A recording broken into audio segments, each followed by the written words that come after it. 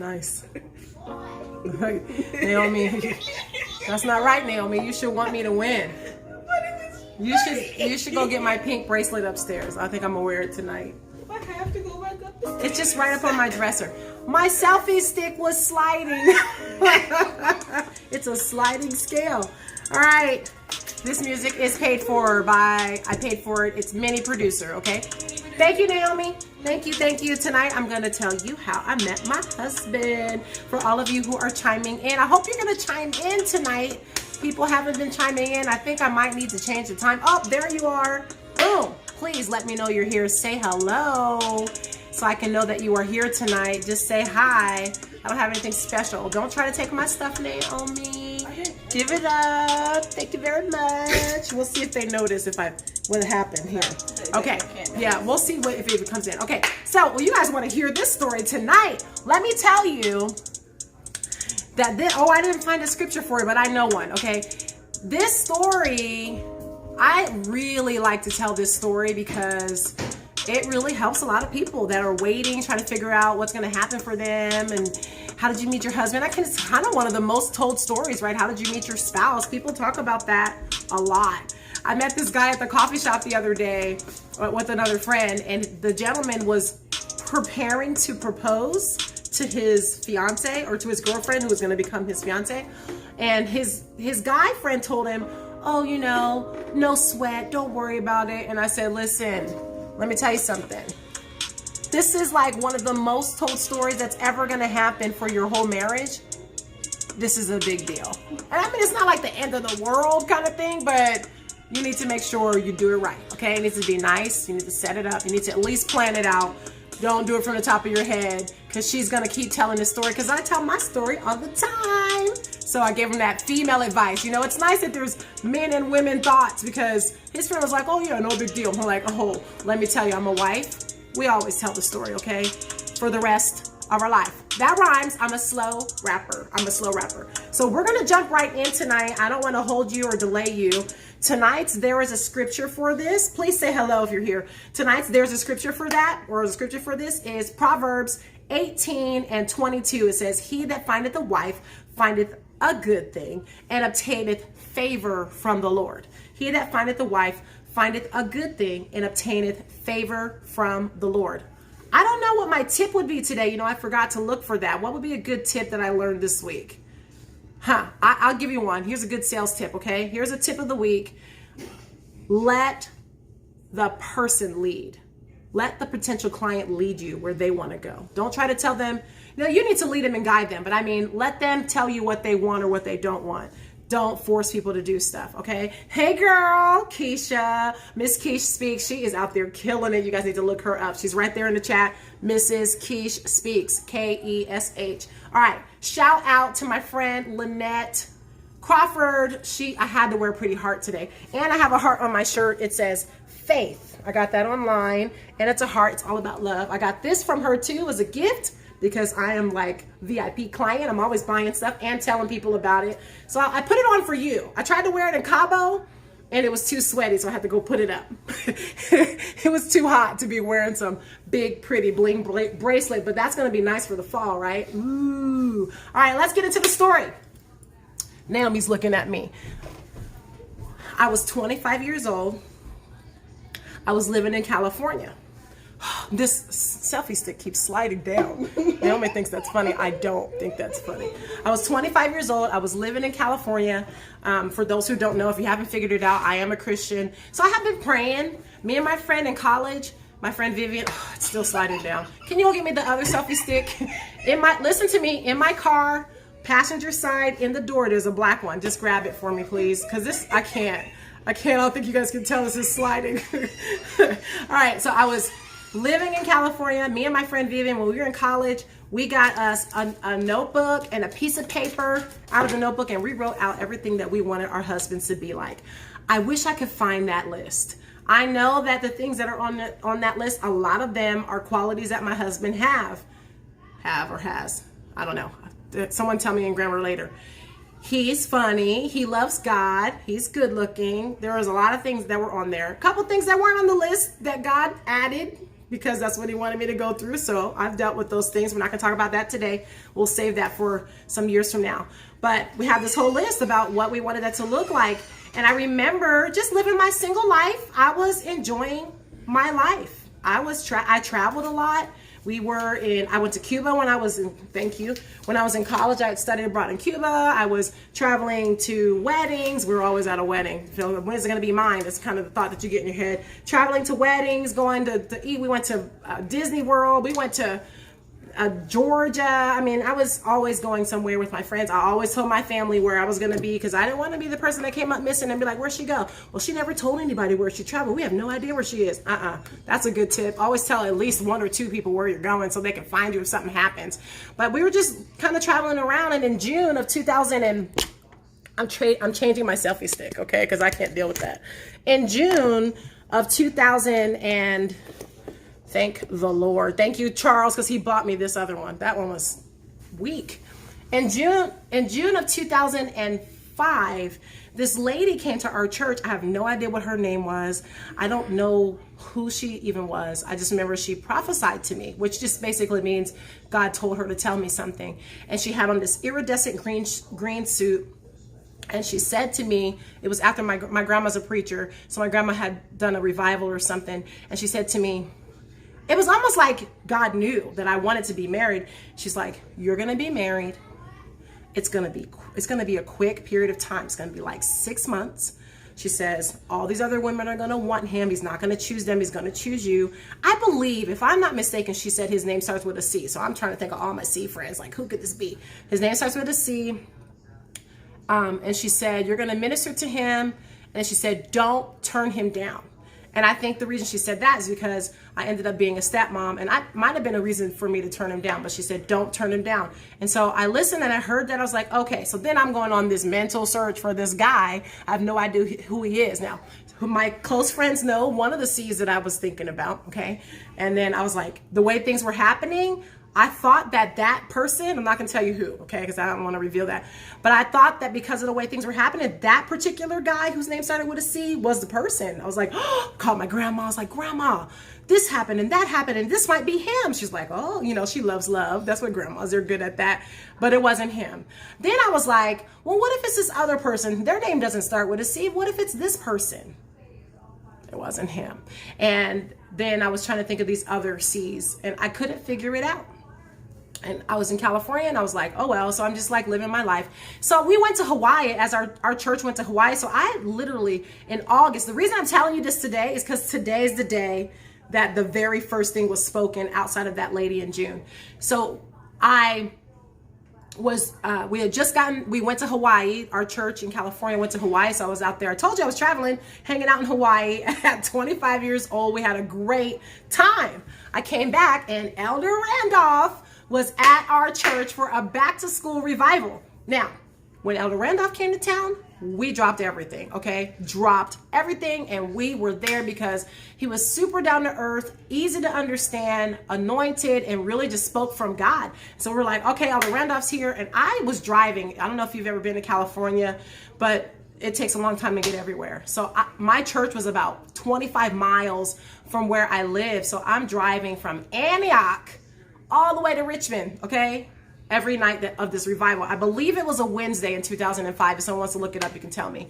It was a Wednesday night. So Elder Randolph was there. I'm there every night at the revival. This is his second year coming, okay? He had been there the year before, never said anything, but he is here this year, so we're excited. He's in the pastor's office. I'm standing up in front of the church, and I did a lot of things at my church out there. A lot of teaching and serving and things. So I don't know what I was doing that night, emceeing or doing something. And I stood up and I was like, hey, you know what? This is my church and I'm not going anywhere. I'm going to be here. I'm dedicated. I literally said this, I said, unless my husband's somewhere else, then I'll move and be with him. Now, Elder Randolph didn't hear me say that. He was like way somewhere else. So after church that night, we all went out. That's what you do. You go out to eat and all that. So we all went out to eat. And Elder Randolph was there. My sister-in-law now, Kim, was there. And all the young people. And some of them may remember this. I don't know. My Californians have to tell me if they remember. And we were sitting at the tables. We were all talking. I don't remember exactly what we were doing at the moment. All I remember is this. Elder Randolph stopped. He looked at me and he said, "Oh my God, you're my brother's wife."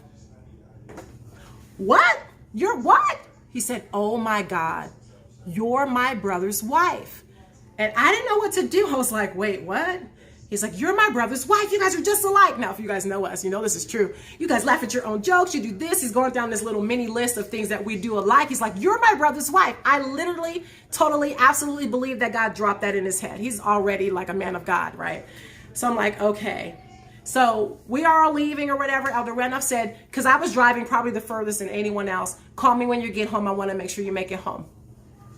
So I came home and I told my mom and my dad. I said, "Mom, Dad, Elder Randolph thinks that I'm his brother's wife." And I expected them to say something along the lines of, "You be careful, honey. You don't know. These people live in another state. Oh, no, no, honey, don't do that." No, that's not what they said to me. I couldn't believe it. You know what they said? "Oh, you never know." What? What is going on tonight, right? You're like, "Wait a minute. Elder Randolph's telling me I'm his brother's wife. My mom and dad are talking crazy. What do you mean you never know?" You never know, right? So I called Elder Randolph. I let him know that I made it home. It's like midnight in California, which means in Missouri, it's like 2 a.m. And so I'm talking to Elder Randolph. We're just kind of chatting a little bit, and I don't remember everything we were saying, but he said to me, he was telling me about Charles. And I said, "How tall is he?" Listen, I'm tall. I'm like 5'9". If I put on heels, the right heels, I'm like 6 feet tall. I wanted to know how tall he was. I wanted to know how old he was. Now, for some reason, Elder Randolph did not know his brother's age because he told me he was 31. Well, 25, 31, that's not bad. He was 33, okay? Elder Randolph didn't know back then. I don't know why he didn't know. Maybe he was distracted. So he's like, he's 33, he has his own house, he has his own car, and that was not necessarily super important to me, but it also shows stability and all of that, so that's great. He's super nice. So I'm like, okay, well, is he a pushover? Because I'm kind of, I don't want to say I'm kind of bossy, but I'm the oldest child. I'm the oldest grandchild, and I'm used to leading. Let's just say it that way. So I didn't want anybody that was going to let me run them over. And he says, "Oh no, he's really nice. He's just the kind of person, he's going to ask you what you want. He's going to consider you. He's not a pushover." I'm like, okay, right? So then he says this, and Charles is down there, so he might chime in down there. He didn't get to cut his hair and stuff, so he didn't want to be on camera. You know, I put my makeup and stuff on to be on camera. He says, thanks, Barbara. He says, "Hold on, be quiet, go on mute. I'm going to call him right now." He's so nice, he's not even going to get mad. He calls Charles. They call him Pumpkin, by the way. Punkin. That's his name, and it's not ever going to not be his name. I know that's bad in English. So he calls him. He says, "Don't say anything, just mute your phone." So he calls him. It's like 2 o'clock in the morning in Missouri. And he says, "Pumpkin," you know, Elder Randolph's exciting. "Pumpkin, I found your wife. She's a virgin and she'll move to Kansas City when you propose." Charles, what did you say? Okay. That's exactly what he said. He says, "Okay." Charles, you could say he's a man of little words, but not when he wants to talk, because he can talk too. Charles can talk because we do a lot of talking. So he says, "Okay," right? So that was August 17th, 2005. So I got my business card. So we got off the phone, okay? I got my business card. I was in business. And I got 2 or 3 pictures to give Elder Randolph to take back to Missouri so that he could give them to Charles and show him what I look like. Now, Charles sent me a picture through email. I didn't like it. I didn't think it was that cute. You see, I'm whispering. Oh, he probably heard me. I didn't like what was going on with the hairstyle that he had. I didn't really like it. I was like, my friends were like, "Oh, he's cute." And I was like, okay. So he gives those pictures. I give those pictures to Elder Randolph. He comes back to Missouri. I hear this is parts of the story that I don't know, right? Charles is the one that picks Elder Randolph up from the airport. So they're talking about me. He gives him my picture, all of this, okay? So that was like Friday or something. On Saturday, August the 20th, Charles called me, okay? This is when I still had a Metro PCS. He called me, and I missed his call, okay? This is the old Metro PCS when you couldn't do anything out except being local. I missed his call, so I called him back. And I said, may I speak to Charles, please? You know, that's kind of scary, right? You're going to call this guy, you don't really know him. And because I'm super proper, and he says, this is him. And then he says this. So, I heard we're supposed to be getting married or something.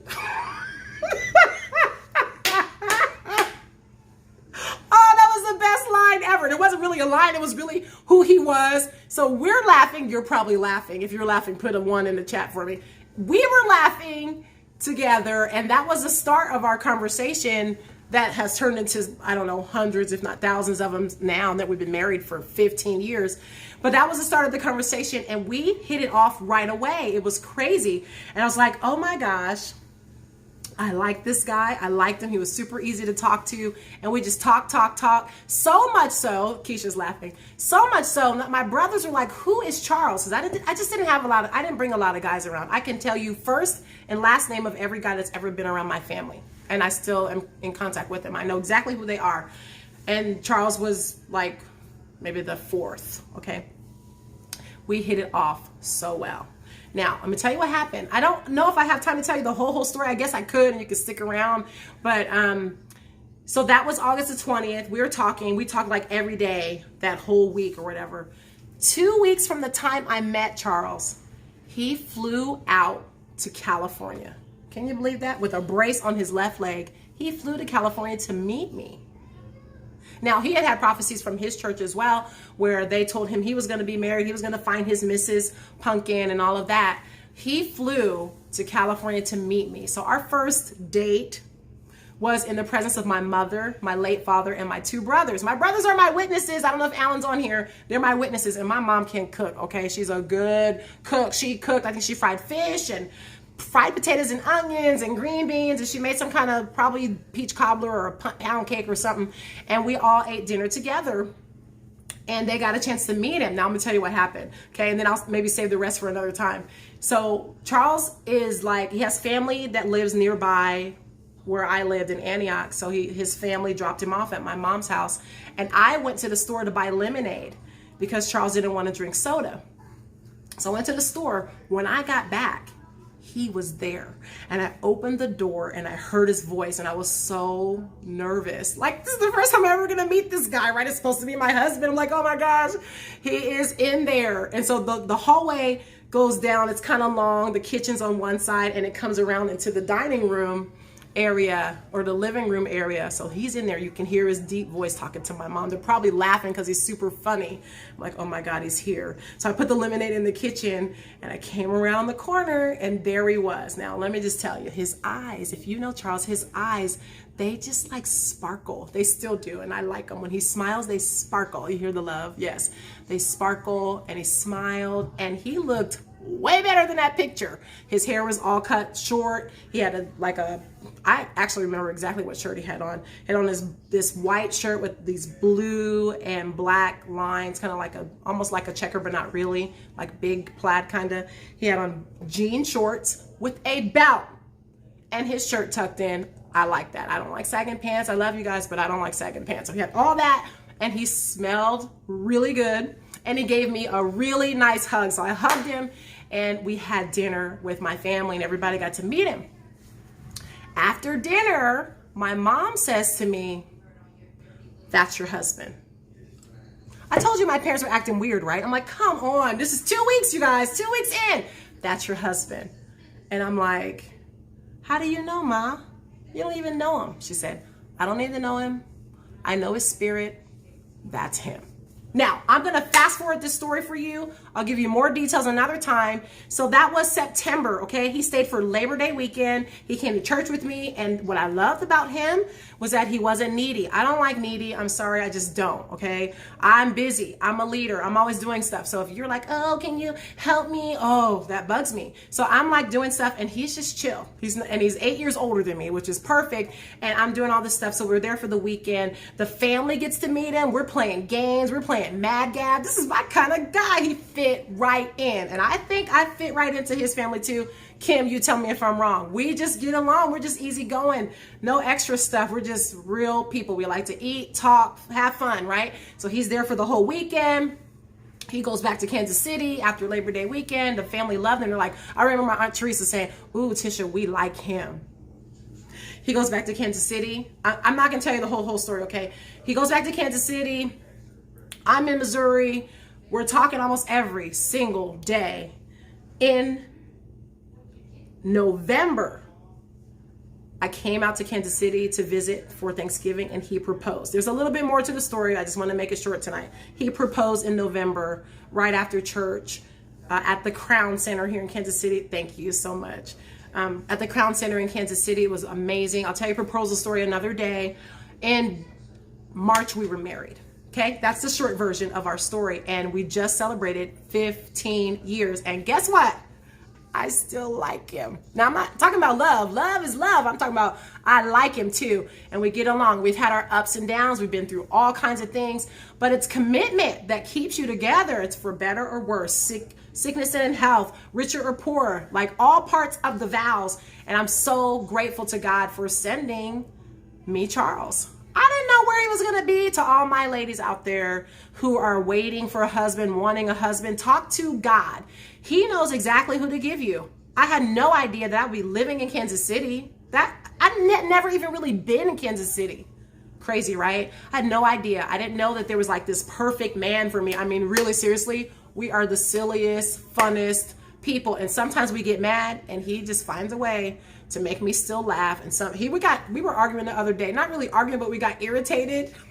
Took us a little pause and we got right through it. So whoever you are, if you're waiting for that husband or that wife, talk to God. There's somebody out there that he can just bring you together. And thank God for Elder Randolph saying that to me, coming to California and all of that. I just would have never even known. So that's my story. Oh, thank you, sister. I love you. Why am I cutting parts? You want me to tell them? Listen, Miss Keish, I will save some for another Tuesdays with Tish because I really don't want these to be longer than 20-ish minutes. So I'll come back and we'll pick up from September, okay? We'll pick up from September when I come back with the other story. I'll tell you the proposal story, all the kind of crazy stuff that happened in between. I'm gonna have to protect a couple of people from some things that were pretty sensitive, but I'll tell you the rest of the story. I'll tell you all of that the next time. So this is part one, okay? Today is the day that Elder Randolph said to me, oh my God, you're my brother's wife. On Saturday will be the first time I talk to Charles, Friday, the 20th of August. I'll get into the rest of the details next time and you can learn the rest. I'll give you something to wait for, but I want to keep these kind of short, so I will tell you the rest, I promise. Thank you so much for listening in tonight. Remember, I didn't tell you who I was when I got on here. Sorry, I'm Letitia Randolph. For those who may not know me, I'm Letitia Randolph. Yes, Kim was there. I should bring her on and we could just have this whole little talk about what they remember, the parts that I don't remember. But Letitia Randolph, you can follow me on almost everything. Twitter, but I don't tweet, so don't follow me there. That's our joke. LinkedIn, Facebook, TikTok, Instagram, YouTube. This will be posted on YouTube, so if you missed some, I'm going to post it there. Where else am I? I think that's it for all those channels. And then Charles has a t-shirt business. It's called Righteous Attire. Please check him out. He just put a new t-shirt out the other day. RighteousAttire.biz. Give some love to the hubby. All right, everybody. Look at my big old bracelet. Lynette Crawford. See what you gave me? Woo, bling, bling. Mwah, I love you all. See you next time. Bye.